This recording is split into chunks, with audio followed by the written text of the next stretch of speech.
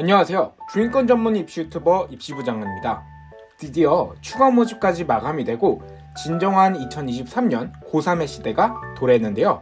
오늘부터는 차근차근 하나씩 앞으로 올해 수험생들은 어떤 변화를 겪을 예정이고 그 변화들 중 우리가 집중해야 하는 변화들은 어떤 것일지 등에 대해 기사나 혹은 입학처의 공식적인 발표 등을 살펴보면서 하나하나 완벽하고 경쟁력 있는 생활기록부를 만들고 성공적인 입시를 위한 도구로 사용할 방법들에 대해서 알아보려 합니다. 그러면 오늘 이야기할 내용은 주요 대학에 대한 이야기인데요.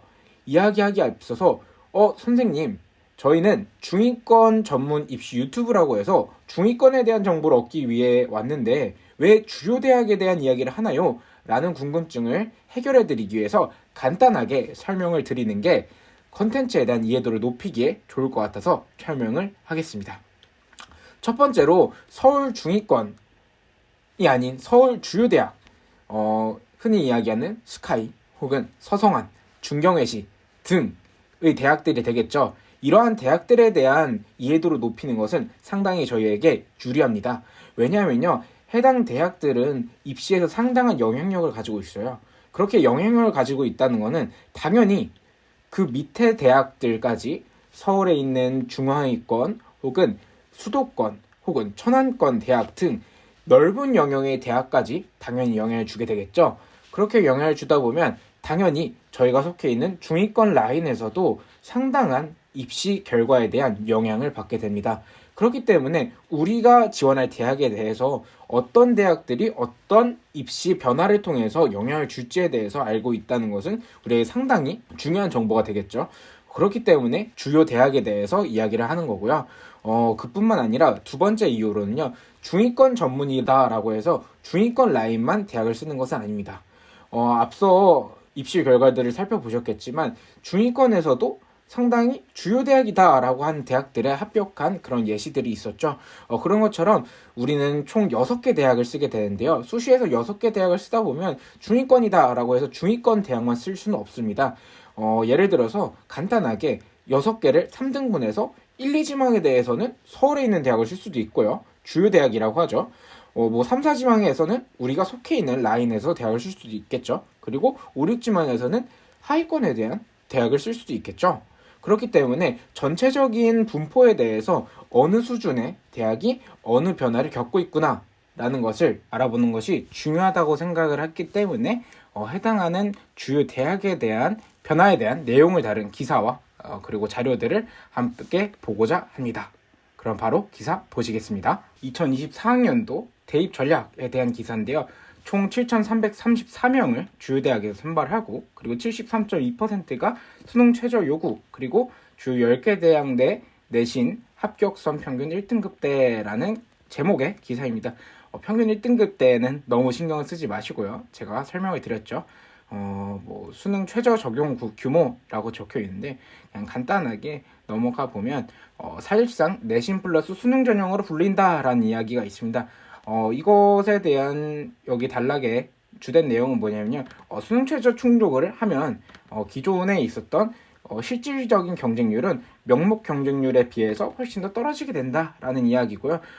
그렇기 때문에 사실상 내신도 중요하지만 수능 최저를 맞추느냐 아니면 맞추지 못하느냐가 가장 큰 합격 요인이 될 수도 있다라는 이야기입니다. 그렇기 때문에 이제 중위권 친구들 중에서도 당연히 수능 최저 학력 기준이 있는 그런 학교를 작성을 할 때는 훨씬 더 수능에 대한 능력이 요구가 되겠죠. 그렇기 때문에 본인이 지원하게 될 대학 혹은 본인이 목표로 하고 있는 대학들에 대해서는 미리미리 최저 기준이 어느 정도다라는 것을 알고서 예를 들어 2개합 5다라고 했을 때는 내가 2개합 5를 봐줄 수 있는 과목들이 어떤 것이 있을까? 혹은 2개합 6이다, 2개합 7이다, 8이다. 마찬가지로 어떤 과목들이 내가 최저를 맞추기에 용이할까라는 생각을 미리 해두는 게 좋습니다. 이제 3월 모의고사가 앞으로 있을 텐데 그 3월 모의고사부터 본인의 알맞는 과목을 찾아본 다음에 그러면서 조금 천천히 미리미리 준비를 해보셔도 좋을 것 같습니다. 넘어가고요. 내신 100%, 내신 면접, 내신 서류 유형으로 구분된다라는 이야기인데요. 내신 100%는 당연히 내신 성적만 들어갑니다. 과거에는 내신 100%만 들어가는 이런 학생부 교과 전형이 많았습니다. 그러나 슬슬 내신 면접을 보기 시작을 하더니 이제는 서류까지 보기를 시작했어요. 그렇기 때문에 해당하는 유형이 어떤 유형인지에 대해서 미리 아는 게 중요하겠죠. 가장 큰 변화로는요. 100% 유형이 가장 많은데 이제 면접을 보는 학교도 생겼다. 연세대와 이화여대가 이렇게 되어 있고 연세대는 1단계에서 5배수 그리고 이화여대는 학생부교과 80%와 면접 20%로 선발을 한다 라는 이야기가 되어 있죠. 그리고 내신 서류 방식은 고려대, 경희대, 건국대, 동국대 등 4개 대학에서 1,719명을 모집을 한다 라고 되어 있습니다. 서강대 지역균형, 중앙대 지역균형의 경우 봉사 등 비교과를 10%를 반영하나 영향력이 미미한 편이라 내신 100% 전형에 가깝다고 볼 수 있다 라고 되어 있습니다. 그리고 성균관대 학교장 추천의 경우 독특하게 총점 20%는 진로 선택 과목을 정성평가에 반영한다 라고 되어 있는데 정성평가한다는 것은 여기 써져 있는 것처럼 A부터 C등급 성적뿐만 아니라 세부능력 특기사항의 기록 수준도 중요한 평가의 항목이다 라고 되어 있는데 이런 경우에는 상당히 내신이 매우 유사한 그런 학생들이 붙었을 때 당연히 세부능력 특기사항이나 이런 것들이 우수한 경쟁력이 더 있다라고 생각이 되는 학생들이 선발이 되게 되겠죠. 아까 봤던 것 중에서 고려대, 경희대, 건국대, 동국대 등 4개 대학에서 서류도 내신에서 포함을 한다라고 되어 있는데요. 여기에 대한 내용을 조금 더 깊게 해보려 합니다. 학생부 교과 전형, 내신 성적만 좋으면 되는 거 아닌가요? 라는 생각을 하는 분들이 많았습니다. 실제로도 지금까지 내신이 상당히 중요했고 여전히 중요하긴 합니다. 그러나 점점 서류를 보는 학교들이 많아졌는데요. 그럼 우리는 어떤 서류들을 어떻게 준비를 해야 되는지 그게 사실 가장 궁금하신 거겠죠. 그래서 살펴보면 봤을 때 무조건 비교과를 본다더라 라는 이야기만 현혹이 되면 안 됩니다. 물론 비교과를 본다더라 라고 해서 비교과를 준비하는 것까지 이어지는 게 가장 중요하겠죠. 그럼 봤을 때 중앙대 비교과랑 여기서 봤던 내신 서류 방식의 경희대 내신 그리고 서류는 어떻게 평가가 되는지에 대한 것을 비교를 하면서 정확하게 어떤 내용의 비교과가 반영이 된다는 거야 라는 것에 대한 답을 함께 찾아보고자 합니다. 첫 번째로 중앙대학교에 대해서 살펴보겠습니다. 중학교는 더도 덜도 할 거 없이 간단합니다. 보시면 비교과 영역 반영 방법을 볼 텐데요. 출결 상황에 따른 환산 점수 산출입니다. 보면 비교과 반영 비율 10%, 1일 이하, 2일부터 3일 이하, 그리고 4일부터 5일 이하, 그리고 6일부터 7일 이하 이렇게 되어 있죠. 중앙대와 같은 대학들은 비교과 영역을 이런 식으로 보고 있습니다. 그렇기 때문에 중앙대 비교과 본다는데요? 그러면 저 내신 말고 딴 거 준비해야 되나요? 라고 했을 때는 그렇게 바로 넘어가시면 안 되고요. 여기서 이야기하는 비교과가 어떤 비교과인지에 대해서 명확하게 하는 게 상당히 중요합니다. 반면에 전년도 경희대를 볼게요. 경희대를 보시면요. 전형 방법 중에서 30%나 교과 종합 평가 성적이 들어간다라고 되어 있습니다. 여기서 교과 종합 평가라고 보시면요. 어떤 내용들이 있는지 한번 교과 종합 평가 관련 안내는 학생부 위주 전형 요소별 평가 안내를 참고하라 라고 되어 있는데 여기를 함께 보도록 하겠습니다. 상당히 페이지까지 제가 나온 대학이라 그런지 잘 알려주고 있죠. 보시면요. 학생부 교과 전형, 교과 종합 평가에 대한 내용인데요. 조금 자세하게 나와 있습니다. 학업 성취도와 학업 역량에 대해서는 학업 태도 그리고 탐구력 이렇게 되어 있고요. 진로 역량에 대해서는 전공 관련 교과 이수 노력 그리고 전공 관련 교과 성취도라는 내용이 있습니다. 조금 더 평가 항목을 자세하게 보겠습니다. 학업 성취도에서는 대학 수학 능력이 소홀한 과목이 있는가 유난히에 대한 내용을 조금 더 보면 되겠죠. 보면 성적 추이는 어떤가 라고 되어 있습니다. 흔히들 이야기하는 상승곡선이면 도움이 많이 될까요? 당연히 되겠죠. 여기 적혀 있습니다. 그렇기 때문에 조금은 우리가 상승곡선에도 집중을 해야 된다라는 내용입니다. 이거는 입학처에서 공식적으로 발표한 내용이기 때문에 저의 개인적인 이야기가 아니라 여러분들이 많이 알고 있는 내용이기도 하지만 공식적인 내용인 것을 한번 보시면 좋을 것 같습니다.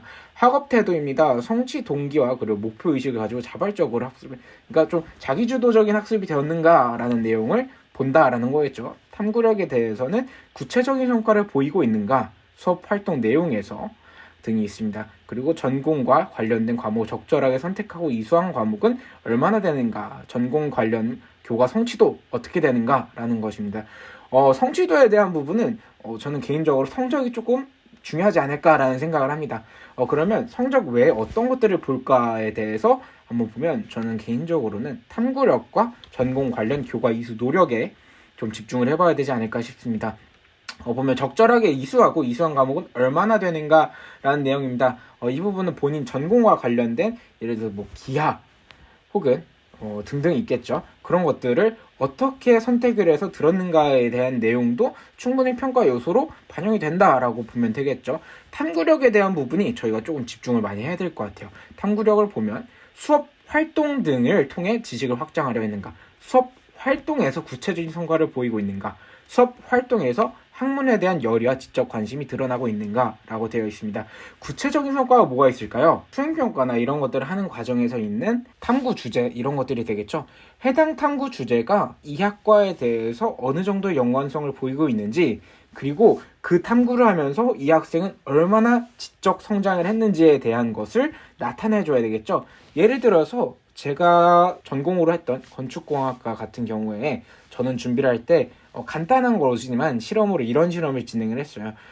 트러스라는 구조를 통해서 어느 정도의 하중을 견딜 수 있느냐에 대한 것을 관심을 가지고 탐구를 했고요.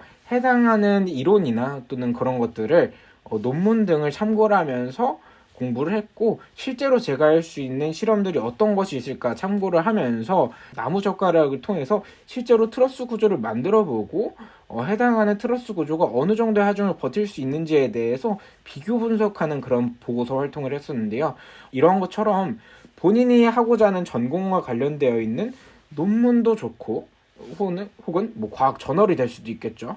혹은 인문사회계열 같은 경우에는 해당하는 이론이나 현상을 가지고 있는 기사나 그런 것들을 가지고 시작을 해도 좋을 것 같아요. 그런 거를 가지고 전공과 관련된 내용을 학습을 하면서 얼마나 지적 성취도를 보여주는지에 대한 내용을 확실하게 조금 더 보여줄 필요가 있다라는 생각을 듭니다. 그리고 생애기록부에 들어갈 때 흔히 이야기는 세특이라고 하면 되겠죠. 세부능력 특기사항에 들어갈 때에는 조금 더 자세한 내용을 가지고 들어가야 될 것 같아요. 그 이유에 대해서는 학생부 교과 전형뿐만 아니라 나중에도 이야기를 할 거긴 한데요. 종합전형에서 없어진 것 중에 하나가 자기소개서가 없어졌습니다. 과거에는 자기소개서를 통해서 해당되는 내용에 대한 것을 조금 더 어필을 할 수가 있었어요. 그러나 이제는 그런 도구가 없어졌죠. 그렇기 때문에 생애기록부 세부능력 특기사항에서도 충분히 깊은 내용을 보여주고 있어야 된다라는 게 저의 개인적인 생각인데요. 그렇기 때문에 세부능력 특기사항을 준비하는 과정에서도 그런 점을 조금 더 탐구 주제를 정할 때나 탐구 내용을 정할 때 더 신경을 쓰고 준비를 하셔야 될 것 같습니다. 자, 오늘은 간단하게 기사를 통해서 어떠한 변화가 있고, 그리고 우리는 학생부 교과 전형 혹은 종합 전형 등에서는 어떠한 내용들을 가지고 탐구를 해야 될지에 대해서 간단하게 알아봤는데요. 앞으로는 더 많은 컨텐츠를 통해서 더욱더 깊고 정확한 그런 준비를 함께 할 수 있도록 하겠습니다. 지금까지 중위권 전문 유튜버 입시부 장관이었습니다.